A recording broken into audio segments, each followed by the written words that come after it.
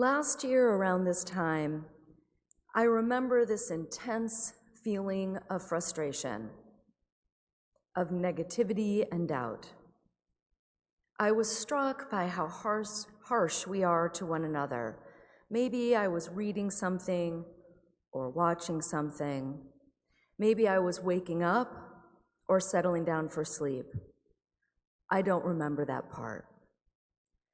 I do know I was thinking about the harshness and the meanness that can be so overwhelming to me. And the word grace came to me.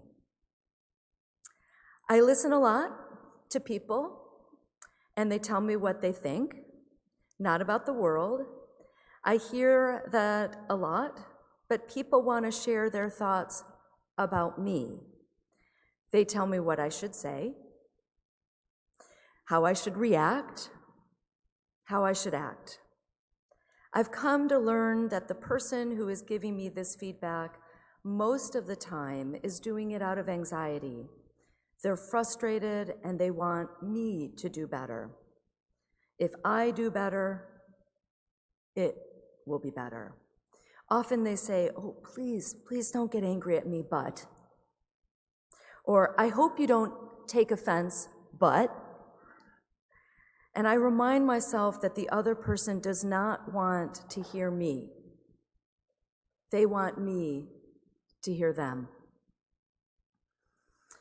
I started thinking about how impatient I am, how I can jump in before someone has fully formulated a thought or a sentence, and how listening to react and listening to hear are two very different things. It's so easy to judge someone before understanding why or how they have come to their opinion, thought, or feeling. I was thinking about our country and public discourse, and let's be honest, I've been doing that a lot lately. I was thinking about how quick we are to respond, and that we don't think about the person or the persons that we're talking to or talking about.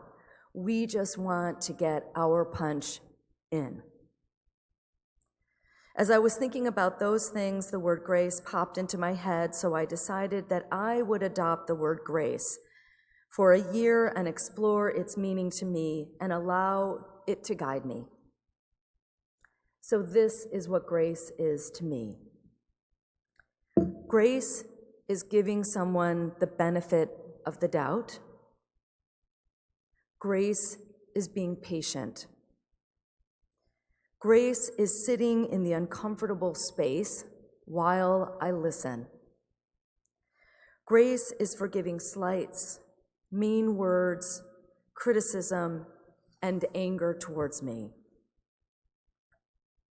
Grace is not defending myself or falling into the habit of defensiveness. Grace is about you, not me. I try to remind myself that I don't know everything about you. I don't know your history, your struggles, what you've learned as a child, or what trauma that you might have experienced or are suffering now or have faced in the past. Recently, I've started asking people how they're feeling. So when I'm in a meeting, I say, "How are you feeling?" And I want to hear them before they have to hear me. So I think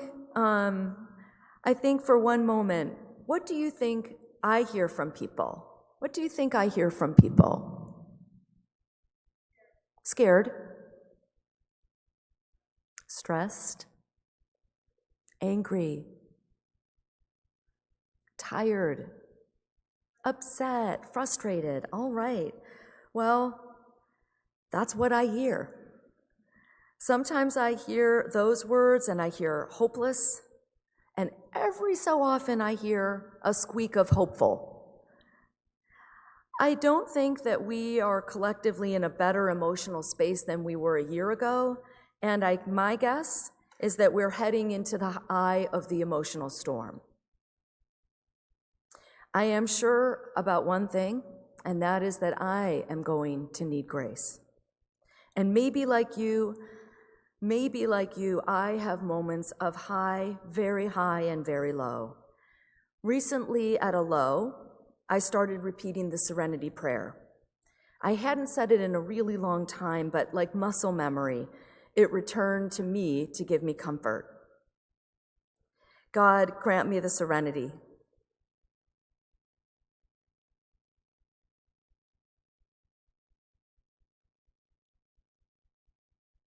to accept the things I cannot change, the courage to change the things I can, and the wisdom to know the difference.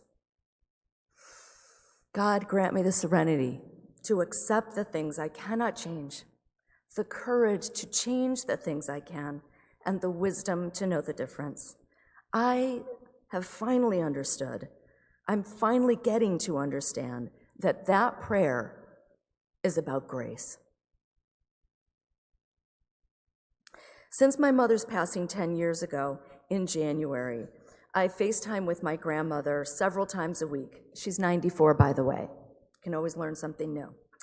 Last April, I was telling her about grace and how I had chosen this word. And she told me that my sister Beverly had been asked by her minister to choose a word upon which to meditate and focus.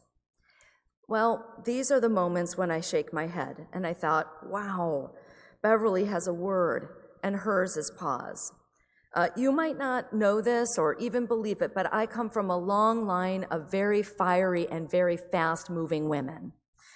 So I decided that I would adopt pause along with grace. My sister lives in Arizona, so she's not able to be with me today, but she is in spirit. I asked her last summer to tell me why she had chosen pause and what it means to her. And so I'm going to share with you what she wrote. Pause gives me more time. I'm slowed down, whether for seconds, days, months, or years. Pause allows me to think, review, and analyze. Pause allows for possibility, a different perspective to form rather than my own immediate interpretation or judgment. Pause opens my eyes to more of what's available to experience, hear, sense around me. Pause is exploration to me. Pause allows me to consider outcomes, the outcomes of what my words and/or actions could do, rather than my instant knee-jerk comments and/or reactions. Pause is proactive in a way, rather than actually doing or saying and then going over what happened. I can be proactive in what or how I want to be. Pause allows others to be part of a situation. Pause provides me control of me. Pause gives me purpose, meaning, and focus. I was speaking to Bev last August, and she relayed a story about my nephew. His credit card had gotten stolen, and she was telling me she jumped right in, and she started telling him what to do. She said, don't forget, call the company, look at your statement, make sure that nothing is unusual, yada, yada, yada. And he finally said, once he could get a word in edgewise, "Mom, I did all of that. I just wanted you to know that it happened and that I took care of it."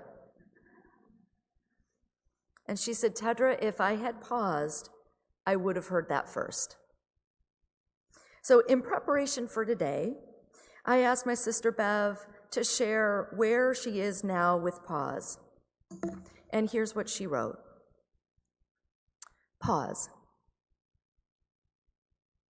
Since choosing that word last year, one of my most surprising takeaways or lessons has been how that word, that action, not only had great significance for me, but impacted so many other people I met as well. In the situations where I mentioned pausing, several others also felt compelled to adopt that word and action for their daily journeys. We are in a rushed world where the immediate is the timetable. I chose to adopt pause because it seems to me that it's the companion of grace. To me, pause is the physical space that allows grace to happen. I need to remind myself to physically stop, to look at you, to look at the person or the people in front of me. What is your face saying to me? Your eyes, your mouth, your body. I remember when my kids were little and I did that parent thing, I would say to my daughter, Ada, look at me in the face. I'm talking to you. Remember that? But here I am. I'm the adult. And I can't take 1 second. I can't take 1 second or pause to look at you. I feel like we're all jostling for attention.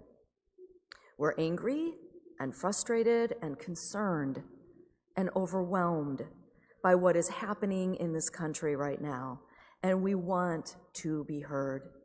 We rush to get our words out and to get the confirmation back that we're right, that what we said was heard. But how can we be heard when we are not pausing to hear? Finally, pause to me is a physical break.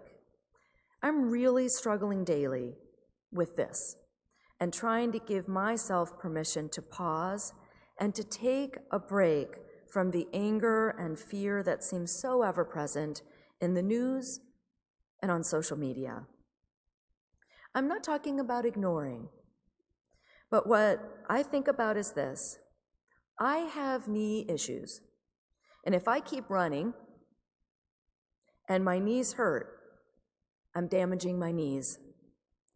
Why can't I take time to see that my spirit deserves the same attention?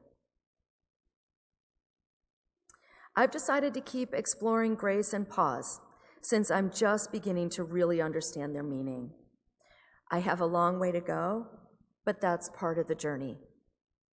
Finding grace for myself, forgiving myself when my own ego gets in the way, forgiving my mistakes and missteps. I encourage you to choose a word to guide you, or maybe one has already chosen you. You just need to pause to hear it.